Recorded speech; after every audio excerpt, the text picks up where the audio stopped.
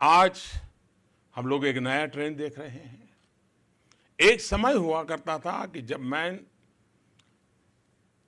Main stream cinema में hero हमेशा बड़े शहर से, बड़े परिवार से, मुंबई से, दिल्ली से, चिकनी शरद शुक्ल के साथ नजर आया करता था। लेकिन पिछले कुछ वर्षों से ये सिलसिला बदला। टियर 2, टियर 3 शहर के कस्बों से और सामान्य परिवार से ऐसे होनहार नौजवान आ रहे हैं जो पूरी फिल्म इंडस्ट्री को एक नई जान दे रहे हैं, अपनी कला के माध्यम से, अपने कौशल्य के माध्यम से। और वैसे भी, और ये जो मैं कह रहा हूं कि टियर 2, टियर 3 सिटी, छोटे छोटे स्थान से, ये भी एक बदलते भारत का रूप है जो हमने देखा है और हमने अनुभव किया है। आज स्पोर्ट्स हो, स्टार्टअप्स हो, इवन 10th 12th के रिजल्ट आप देखेंगे तो बड़े शहर की बड़ी नामांकित स्कूल के बच्चे नहीं होते, छोटे स्थान से होते हैं। यानी देश की वो ताकत उभर करके बाहर आ रही है।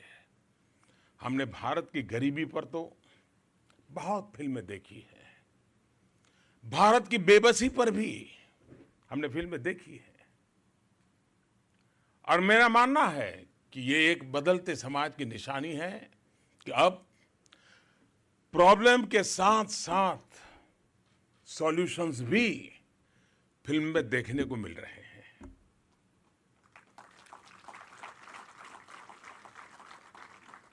वरना हम स्वभाव से वो लोग हैं जिसने गरीबी को वर्च्यू माना है। फटे कपड़े हो, हम सत्यनारायण की कथा सुनते हैं तो शुरू होता है, एक बेचारा गांव का गरीब ब्राह्मण, वहीं से शुरू होता है। यानी गरीबी को वर्च्यू मानकर ही हमने हमारी साइकी बन गई। लेकिन अब बदलता हिंदुस्तान अलग तरीके से सोचता है, अलग तरीके से देखता है, दिखाता भी है। और साहब है, आज समाज के साथ फिल्मों में भी ये बदलाव दिख रहा है।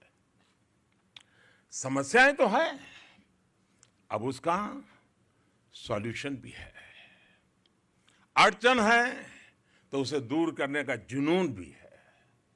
भारत बदल रहा है, भारत अपना हल खुद ढूंढ रहा है। अगर मिलियन प्रॉब्लम है तो बिलियन सॉल्यूशंस भी है।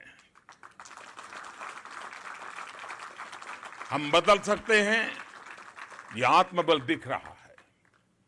और यही वो कॉन्फिडेंस है जिसकी वजह से अब समाज को झकझोरने वाले विषयों को उठाने में झिझक नहीं हो रही है। हम परेशानियों से घबराते नहीं हैं, नहीं छिपाते हैं उसे, बल्कि सामने लाकर उसे दूर करने का प्रयत्न कर रहे हैं। और न्यू इंडिया का यही वो नया विश्वास है जो एक भारतीय को गर्व से भर देता है। साथियों, आपने एक और ट्रेंड पर गौर किया होगा। पहले फिल्में बनती थी तो 8 साल, 10 साल, 10-10, 15-15 साल लग जाते थे। और बहुत मशहूर फिल्मों की पहचान ये होती थी कि उसे बनने में कितना समय लगा। यानी वो उसकी क्राइटेरिया माना जाता था कि 8 साल बनी, 9 साल बनी, 12 साल बनी, और उसकी चर्चा हुआ करती थी। अब फिल्में बनती हैं, कुछ ही महीने के टारगेट के अंदर तैयार होकर के आ जाती हैं। अब आप सोचिए, देश की योजनाओं के साथ भी क्या पहले वही नहीं होता था? 30 साल, 40 साल, म्यूजियम को भी 20 साल हो गए।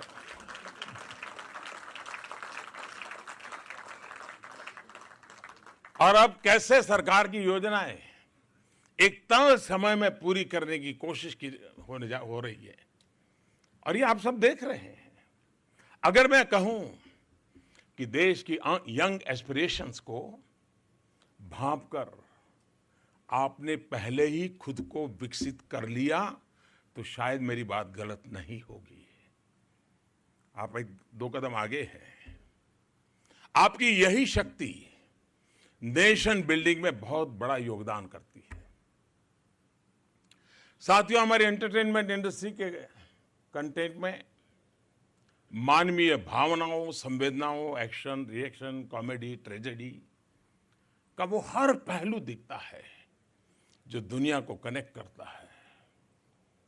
आखिर देश कोई भी हो, मानवीय भावनाएं तो वही होती हैं और इंडियन एंटरटेनमेंट इंडस्ट्री ने इस मर्म को महसूस किया है। मैं एक बार विदेश जा रहा था, हवाई जहाज में एक हमारे साथी यात्री एक बैठे थे। बड़े अजब सा सवाल मुझे उन्हें पूछा। बोले, मैं भारत आता रहता हूँ, मैं भारत की फिल्में भी देखता हूँ। बोले, आपके यहाँ ये कलाकार पैर को लिपट करके रोते क्यों है? मंदिर में जाकर के रोते क्यों है, चिल्लाते क्यों है? यानी उसके लिए ये अजूबा था कि हिंदुस्तान में ये कौन सी परंपरा है कि आदमी तुरंत रिलैक्स हो जाता है। उनके लिए अजूबा था। लेकिन हमारी फिल्मों ने उस महारत के द्वारा सामान्य मानवी की भावनाओं को बड़ी सहजता से प्रवाहित किया है।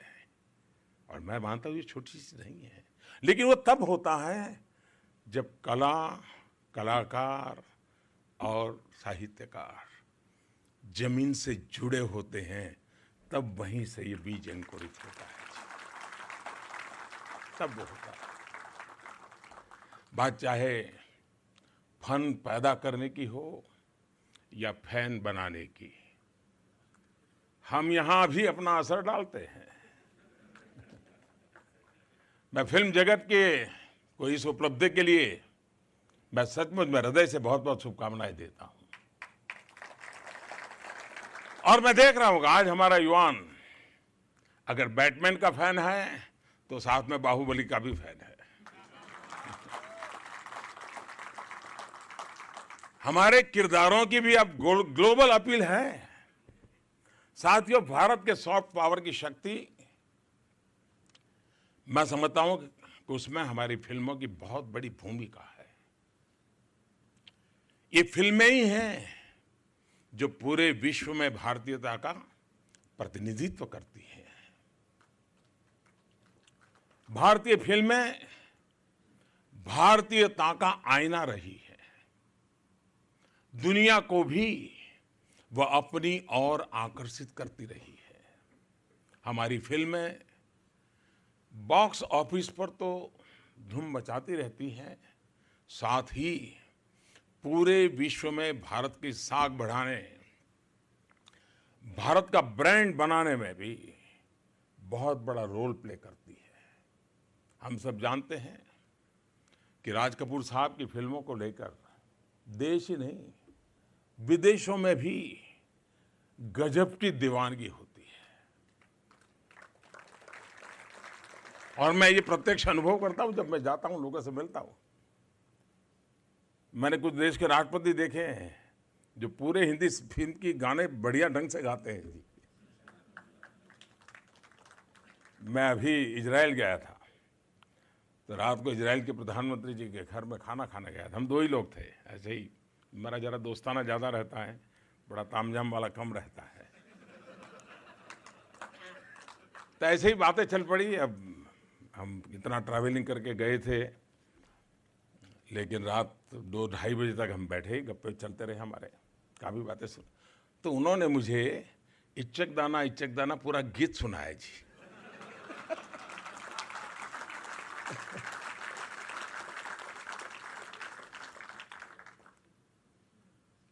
अब इजराइल के प्रधानमंत्री हमारी भाषा नहीं जानते, उसका अर्थ क्या होता है मालूम नहीं है। मुझे भी इच्चक दाना का अर्थ मालूम नहीं है। और यही तो फिल्म इंडस्ट्री की ताकत है जी। और मुझे याद है कि जब कुछ समय पहले मैं दक्षिण कोरिया गया था, साउथ कोरिया, तो वहाँ राष्ट्रपति जी ने भोजन दिया था। तो भोजन के समय बच्चों का परफॉर्मेंस का एक कार्यक्रम रखा था। तो स्कूल के बच्चे हाथी मेरे साथी उसका गाना गाया और एक्शन के साथ गाया। तो बाद में मैंने बच्चों को मिला, मैंने कहा ये आपको मालूम है क्या गा रहे थे आप? कुछ बच्चे बता पाए हाथी का मतलब क्या होता है, बाकी मालूम नहीं था। तो मैंने कहा भाई इतना बढ़िया आपने किया, इतने कम समय में कैसे मेहनत करके किया। देखिए प्रभाव है हमारी इंडस्ट्री का। फिर मेरा भी मन कर गया, तो मैंने आकर के उस गीत को कोरियन लैंग्वेज में डबिंग करवाया और मैंने उसको वापस भेजा उस स्कूल के बच्चों को। देखिए ये ताकत है आपकी। और इसी तरह फिल्मों के साथ साथ इन दिनों हमारी टीवी सीरियल्स ने भी अपनी एक विशेष पहचान बनाई है। सांस भी कभी बहुत ही हमको लगता होगा कि हिंदुस्तान में चलती होगी, ऐसा नहीं जी। मैं दुनिया के जिन देशों में गया हूं और खास करके मैंने अफगानिस्तान में देखा, शायद ही कोई परिवार ऐसा होगा कि जो इस सीरियल को नहीं देखता हो।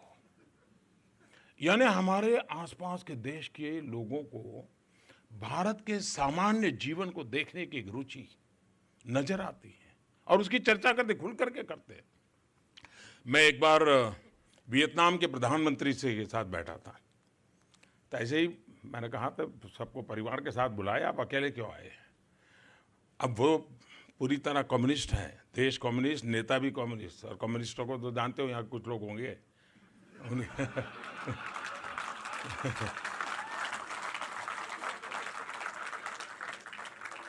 तो उन्होंने कहा कि कुछ लोगों को धक्का लगेगा। उन्होंने कहा कि, मैंने कहा आपके श्रीमती जी को लाना चाहिए था, ये बड़ा ही अच्छा, ये जो 26 जनवरी को मैंने सब देश के लोगों को बुलाया था तब बात हुई। तो बोले भाई मेरे घर में एक प्रॉब्लम है। मैंने कहा क्या। उनकी आयु भी बड़ी है। बोले मेरी पत्नी रामायण सीरियल हमारी लैंग्वेज में डबिंग हुई है, तो वो घंटों तक रामायण सीरियल देखती रहती है, छोड़ने को तैयार नहीं होती। बोले उसके कारण उसने मेरे साथ आने के लिए मना कर दिया। आप कल्पना कर सकते हैं कैसा इंपैक्ट है हम लोगों का। अगर हम हमारी इस ताकत को न पहचाने तो मैं समझता हूं कि दोष हम किसी और को नहीं दे सकते हैं। साथियों, सिनेमा की एक मुख्य ताकत, साइलेंट पावर, ये भी है कि वो लोगों को बिना बताए, बिना ये जताए कि हम आपको ये सिखा रहे हैं, बता रहे हैं, एक नया विचार, एक नया थॉट जगाने में वो अपने आप कैटलिक एजेंट का रोल कर देता है। चीज चल पड़ती है जी। अनेक ऐसी फिल्में होती हैं जिन्हें देखकर जब लोग निकलते हैं तो अपने थॉट प्रोसेस के लिए कुछ नए सीड्स, कुछ नए आइडियाज लेकर के निकलते हैं। अब आप देखिए इन दिनों टॉयलेट जैसा विषय हो, वुमेन एम्पावरमेंट जैसा विषय हो, स्पोर्ट्स हो, बच्चों की समस्याओं से जुड़े पहलू हो, गंभीर बीमारियों के प्रति जागरूकता का विषय हो, या फिर हमारे सैनिकों के शौर्य, आज एक से एक बेहतरीन फिल्में आप सबके माध्यम से देश तक पहुंच रही है। एक विचार पहुंच रहा है, एक आंदोलन पहुंच रहा है। इन फिल्मों की सफलता ने सिद्ध किया है कि सामाजिक विषयों को लेकर भी अगर बेहतर विजन के साथ फिल्म बने तो वो बॉक्स ऑफिस पर भी सफल हो सकती है और नेशन बिल्डिंग में अपना योगदान भी दे सकती है। साथियों, आपकी फिल्मों और फिल्म के प्रोडक्शन की प्रक्रिया में जिस तरह देश की विविधता का, देश की डाइवर्सिटी का सम्मान होता है, वो एक भारत श्रेष्ठ भारत की भावना को मजबूत करता है। और मैं मानता हूं फिल्म जगत के लोगों ने इस विषयों को कहीं न कहीं रिफ्लेक्ट हो, क्या करते, जागरूक प्रयास करना चाहिए। हमारे हिंदी फिल्मों में नेपाली कलाकार और नेपाली भाषा का तो हर किसी ने लाभ लिया है मनोरंजन के लिए, लेकिन भारत के हर राज्य की अपनी विशेषता है। एकाध कलाकार 2-4 वाक्य भी फिल्म में किसी और भाषा में बोले, देश की एकता का संदेश लेके जाता है, उसे अपना लगता है। कोई नागालैंड का व्यक्ति दिखाई दे और नागा भाषा में बोले तो उसको लगता है भाई जिस देश के पास 100 लैंग्वेजेज हो, 1700 डायलेक्ट्स हो, कितना रिचनेस है हमारा, हम इसको कैसे समेटे, एकता की ताकत को कैसे प्रकट करें। एक कलाकार अगर एक देश की एक राज्य की एक कहावत बोले तो दूसरा तुरंत उसी कहावत को अपनी भाषा में बोले तो देश की एकता का सूत्र अपने आप प्रकट हो जाता है। ये ताकत, ये कम्युनिकेशन की ताकत इसमें है। देश में कितने ही टूरिस्ट स्पॉट, अभी राज्यवर्धन राठौर जी बता रहे थे, फिल्मों की वजह से जाने जाते हैं। और हमारी भी कोशिश रहनी चाहिए आज भी, जैसे हर जगह पे जाएं तो लोग हमें कहेंगे भाई यहाँ ये फिल्म बनी थी, यहाँ वो फिल्म बनी थी, उसको मालूम भी नहीं होगा, उसका जन्म भी नहीं हुआ, लेकिन वो बताएगा कि यहाँ फिल्म हुई थी, देवानंद साहब यहाँ आए थे, टिकना आए थे, वो बताएगा। भारत की अलग अलग तस्वीर को इतने खूबसूरत तरीके से देश के लोगों के सामने रखकर, और मैं मानता हूँ कि टूरिज्म को बढ़ाने में बहुत बड़ा रोल हमारी ये इंडस्ट्री कर सकती है, बहुत बड़ा रोल है। और इन दिनों हिंदुस्तान का टूरिज्म का ग्रोथ बहुत अच्छा है, लेकिन फिर भी दुनिया को ताजमहल से आगे बहुत ज्यादा जानकारी नहीं है जी। और ये कुल मिलाकर के हमारा जो स्वभाव है, हमारा देश बेकार है, ये जो हमारा मूड बना हुआ है ना, उसी का रिफ्लेक्शन है ये। हमारे पास भी दुनिया को दिखाने के लिए बहुत कुछ है। ये जो आन बान शान से आंख मिलाकर के बात करने का जो मिजाज चाहिए, वो लाने में आप बहुत बड़ा रोल कर सकते हैं। और मैं मानता हूं कि हमने टूरिज्म को भी बढ़ावा, और टूरिज्म एक ऐसा क्षेत्र है जो गरीब से गरीब को रोजगार देता है। चाय वाला भी कमाता है,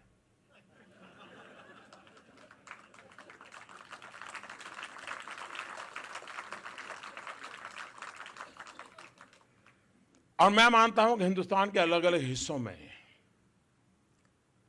ये बात सही है, थोड़ा बहुत राजवर्धन जी ने उल्लेख किया, और मुझे भी कुछ लोग पिछले दिनों मिले थे, उन्होंने भी कुछ बातें कही थी कि भाई हम अलग अलग जगह पे जाते हैं तो हमें परमिशन के लिए परेशानी होती है, टिकना होता है, बहुत चक्कर काटने पड़ते हैं, हमारा टाइम टेबल लड़खड़ा जाता है, हम सब तैयार किए जाएं और एक म्यूनसिपल कमिश्नर की परमिशन नहीं मिल जाए, हमारा सारा एक कठिनाई है।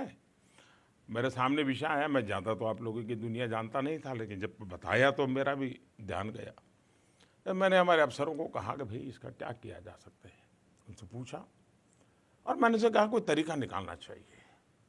आज जब मैं आपके बीच आया हूँ तो मुझे कहते हुए प्रसन्नता हो रही है कि देश में अलग अलग हिस्सों में फिल्म की शूटिंग से जुड़ी मंजूरियों के लिए एक सिंगल विंडो क्लियरेंस की नई व्यवस्था बनाने का काम शुरू किया जा चुका है,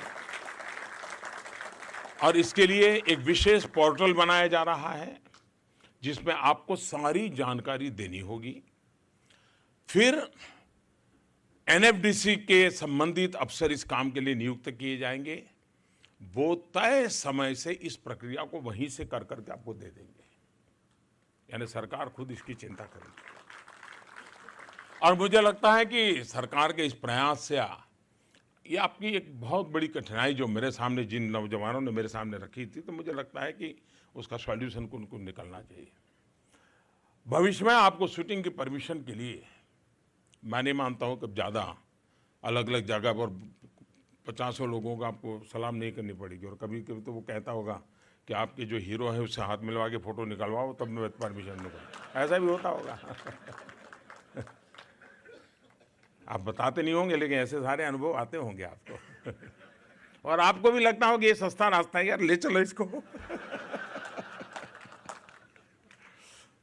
यानी ईज ऑफ डूइंग बिजनेस के साथ ही ईज ऑफ फिल्मिंग की सुविधा आपको मिले, उसके लिए सरकार जागरूक है, और मेरा भरपूर प्रयास रहेगा, आप विश्वास कीजिए। साथियों, भारतीय सिनेमा को और सशक्त करने के लिए, देश में सकारात्मकता के लिए एक व्यापक विमर्श तैयार करने के लिए सरकार पूरी शक्ति से आपके साथ है। मुझसे कुछ साथियों ने कुछ समय पहले जीएसटी को लेकर के चिंता जताई थी, यही राजभवन में मुझे मिले थे, तो उनका मेन यही चिंता थी कि साहब हम इतनी मेहनत कर रहे हैं लेकिन देखने वाला ही नहीं आएगा तो क्या करेंगे। और कलाकार जब ये काम करता है, बॉक्स ऑफिस देखने वाला एक वर्ग होगा जिसने पैसे डाले हैं, लेकिन बाकी जो क्रिएटिव नेचर का है वो चाहता है भाई जनता के दिलों में इसकी बात क्या हुई, उसके दिमाग में तो वही रहता है, कितने लोगों ने देखा, क्या अनुभव किया उसका। क्योंकि क्रिएटिव वर्ल्ड जो है उसकी तो उसको रुपये पैसे से ज़्यादा लेना देना नहीं होता है। जब ये बात मेरे पास आई तो मैंने जीएसटी काउंसिल से सारा बात बताई, उनको कहा कि भाई देखिए ये मेरे पास विषय आया है, क्योंकि हमारे हाथ में नहीं है, वो जीएसटी काउंसिल के हाथ में है, लेकिन देश में ऐसा माना जाता है सब मैं कर रहा हूँ। लेकिन मेरी तैयारी है, कोई तो चाहिए जिस डिब्बे में सब डाला जा सके, वरना सफाई कैसे होगी।